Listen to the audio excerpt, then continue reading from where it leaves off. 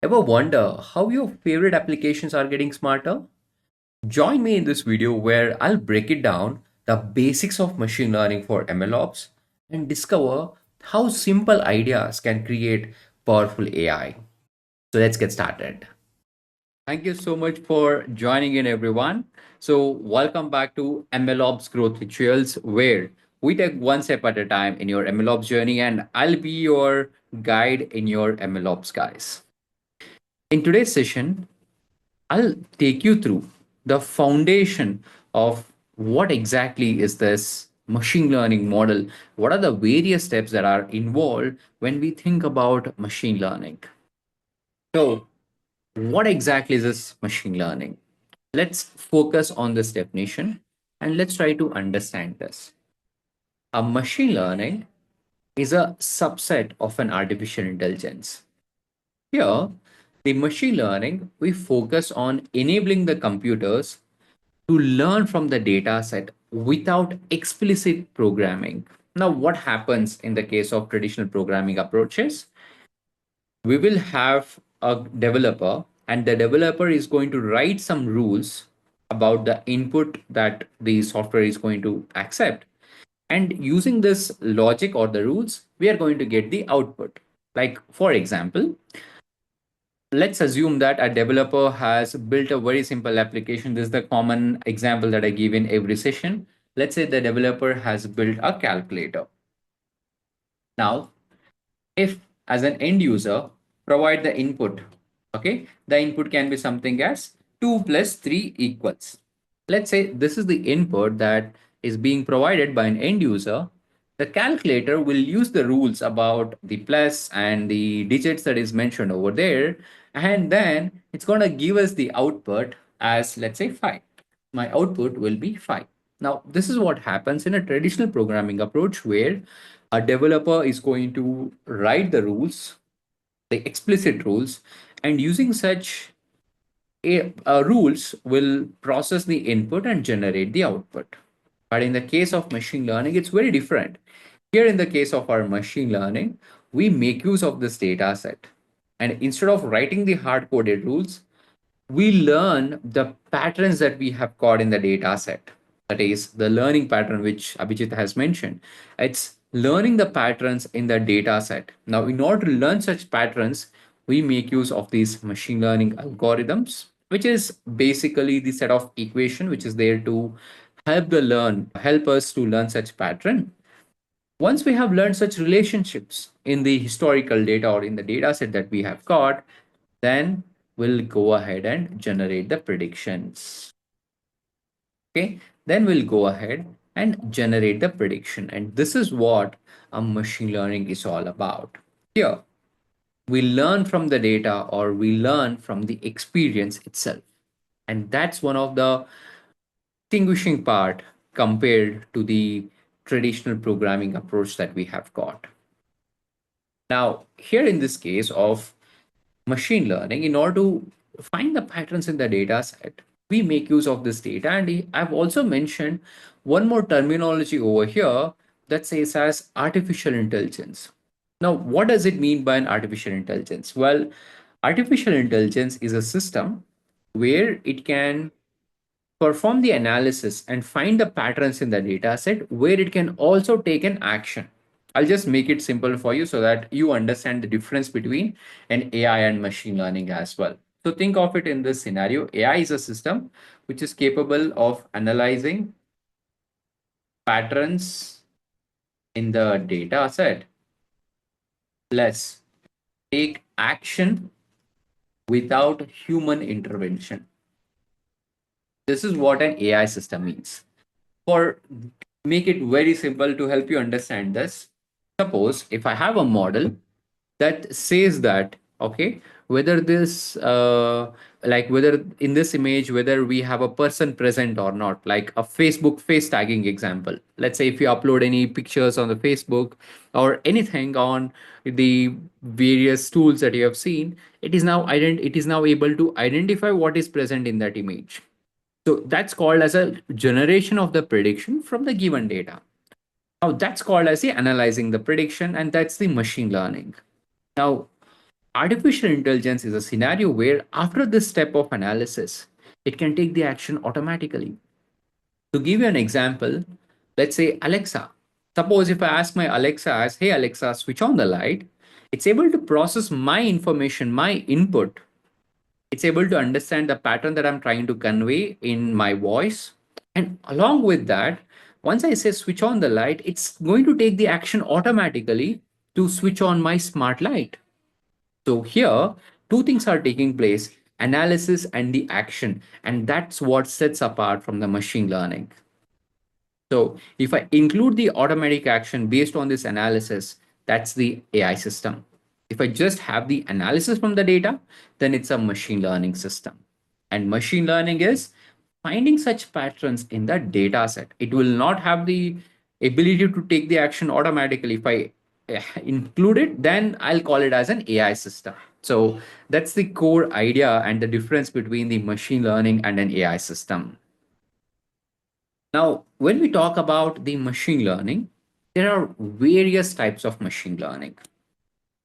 So, to name a few, we generally categorize them into three types of machine learning. So, these three types of machine learning are dependent on type of data that we would send to a system. So, we have a supervised machine learning, we have unsupervised machine learning, and we also have a reinforcement learning. Let's understand each of these type, and it's very important that you understand this type at a very high level. So in your MLOps project, depending on the type of machine learning approach that's being used, the way that you would be building the architecture will be a little different. The reason is the data will be different, the patterns will be different, and as a result of this, the way that you would be building the architecture might be different for each scenarios. So it's very important that you understand what are these types of machine learning. If we talk about the first type, that is supervised machine learning, now this is where you would see more than 90% of projects implementing it. Now, this is a case where you have a labeled example. That means you have a historical data present. You have a historical data as what is the question and what is the answer, to put it simply. Okay. Suppose if I'm trying to build a machine learning model which can detect the house prices, I'll have my historical data that says as what are the features of the home and what are the prices of that historical home, historical data. So we have a label data, or we also call it as an input output pairs. So we'll be having such input output pair or the label data, and using such data set, we'll build a machine learning model using the algorithm. We'll apply the data set and we'll train it and we'll get a model. So this is called as a supervised machine learning, and which actually takes up more than 90% of use cases that you will be implementing in the production environment. Then we have an unsupervised learning. Now, unsupervised learning is another type of machine learning, but here we'll just have the data. There is no predefined pattern that's mentioned over there. We'll figure out the pattern by looking at this data. Okay, that's called as an unsupervised learning. So we will figure out the pattern from this data set. And once we have figured out the pattern, we'll send the new data and check, okay, to which pattern does it belong to? Like, to give you an example, we use this unsupervised learning in creating the groups in a marketing, like in a marketing use case. Let's say you're working in a marketing company and you've got the list of customers which mentions as what is the name, where they would belong to, and you also have the information about their spending pattern. And with those information, you want to find the patterns in that data set. Like as a marketing company, like you have this customer data and you want to categorize them. Are these customers are frequently visiting customers or infrequently visiting? And what is their pocket size? Like you will group them. That's an use case of an unsupervised learning. As Nikhat mentioned in the chat window, Netflix recommendation, that's another example of the unsupervised learning. So when I say Netflix recommendation, that's another use case of machine learning where you will have the complete information of various movies and you will group them based on the commonality between the movies. For example, I'll just open up the Netflix for demonstration purpose. Suppose if I open up the Netflix, you can see that the various categories have been created automatically based on my viewing pattern. For example, it says US TV shows, it's one category. And because I've watched some movie, it is recommending the movie based on the movie that I have watched. And all these categories that you would see right here, it has been created based on the content or the data that I have consumed. For example, I'll give you one more example. Let's say I'll open up one of the movie right here. If I open up one of the movie, it has got the cast, it has got the genre, it has got the type, and along with that, it also has the information about the director, the writer, and everything. Now, if you take a look at it, under the more like this, we have a similar movies as well. Like all these movies that you see right here as a recommendation, they're actually similar to the movie that I have selected. So to group such similar movies based on its details, we actually make use of this unsupervised learning. Okay, so supervised learning is like we have got the input output pair. In case of unsupervised learning, we'll just learn from the given data set itself. We'll try to learn the patterns. So the example that I've just talked about is called as the clustering or grouping the data set. And there's a third type that's called as a reinforcement learning, where we learn through the experience, just like we humans learn through the experience. For example, if I visit any website or if I visit any store and if I've had a good experience, I'll definitely want to visit that store every time. Suppose if I had a bad experience, I'll avoid going to that store. So, just like we humans take the decision based on our experience and the learnings from others, in the same way, we train the machine learning model based on this approach that's called as an interaction with environment. Here, we will create something called as an agent, which is called as a reinforcement learning agent. And we are going to set reward and penalties depending on the agent's behavior, whether it is fruitful for us or not. Based on that, we'll assign reward and penalties. And based on the rewards and penalties as a criteria, it's going to learn the pattern in the data set. And this is called as a reinforcement learning. And this reinforcement learning is actually used in the backend in training some of the best large language models that you see these days, like, for example, the GPT model.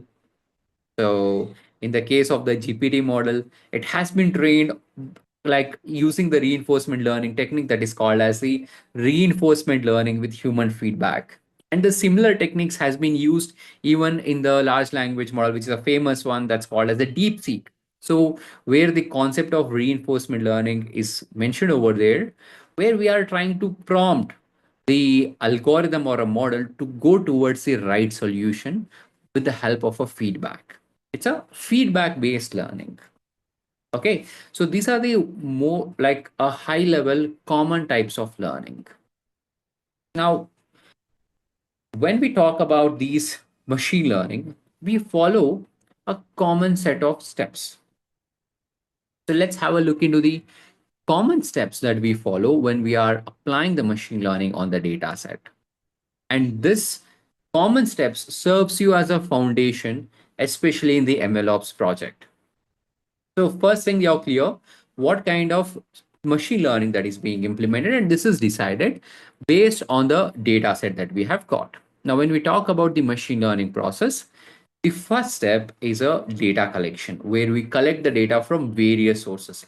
This data can be any type, like it can be a streaming data where suppose you're working in a gaming company and the mobile users, individual players are sending the data every second and you are capturing through the data.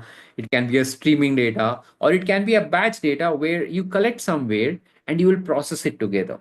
Like can be any type of data, but at the end you will collect such relevant data. Now, once you collect such relevant data, then you will perform the pre-processing of the data set.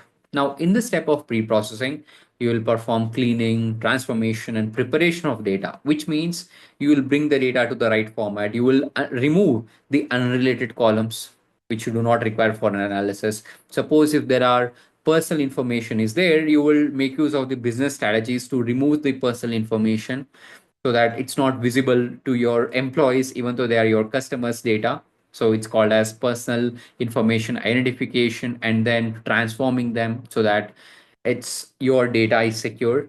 That comes under the pre-processing. Then the feature engineering. Here, you will use the existing data and try to check, okay, what kind of additional information that you can get. I'll give you a very simple example for understanding this feature engineering, and this is generally done by a machine learning engineer or a data scientist. So feature engineering is a step where you will make use of the data and try to figure out what is happening in the data set. Let's say you have three columns: body weight, height, and age. Right. Let's say these are the three columns that you have got. Then in such scenario, what you will be doing, a common example of feature engineering is, instead of using all the three columns, the machine learning engineer will decide that I'll apply some kind of a formula and I'll transform it into a single column called BMI. Now, this is an example of feature engineering where you will create new features from the existing features or the existing column. And this is one of the common step that is done by a machine learning engineer as part of their experimentation step, and which will also be part of the MLOps pipeline. Then you will choose the algorithm depending on the type of machine learning, type of data. You will choose the algorithm. Then the training process will be starting. Here in this training step, you will learn the pattern that we have got in the data set. Okay. And once we learn the pattern, we will evaluate the model. That means we will check whether the model has learned sufficiently or not. And then we'll deploy the model. That means we'll place it in an environment so that it can receive new data and generate the response, which is the prediction. And finally, we'll take care of the monitoring. As you can clearly see, even from the MLOps standpoint, we are trying to automate, we are trying to ensure that whatever the steps that is being performed in the model building process, it is repeatable. So to ensure that these ML modeling steps are repeatable, we have the various tools in MLOps. Like for example, for collecting and managing the data in an efficient manner, we have the tools like DVC. For data pre-processing and working with the pipeline, we make use of a pipeline approach and a modular code building approach so that we take care of the pre-processing, feature engineering, and we'll version control the source code so that we'll have a repeatable solution. And we will log the model into the experiment tools such as MLflow so that we can track the experiment and we track the evaluation, and we'll build these scripts for performing the testing using the various modules, and we'll implement the training, continuous integration, continuous deployment pipeline so that we can automatically deploy the trained machine learning models into the production environment. And once it's deployed in MLOps, we'll perform the monitoring and maintenance where we check whether it's working as per the expectation, whether we are seeing any data drift, model drift, and so on. And that's how the ML foundations is related to the MLOps and in your overall implementation, guys. So this was about the foundation of MLOps. We'll deep dive into these other aspects of machine learning in our upcoming sessions, guys. I hope you had fun learning in this video. So folks, if you want to join live from the next session, just check out the link that is provided in the description. Join our community, and I can't wait to help you in your MLOps and generative AI journey. Take care guys, and I'll see you next time.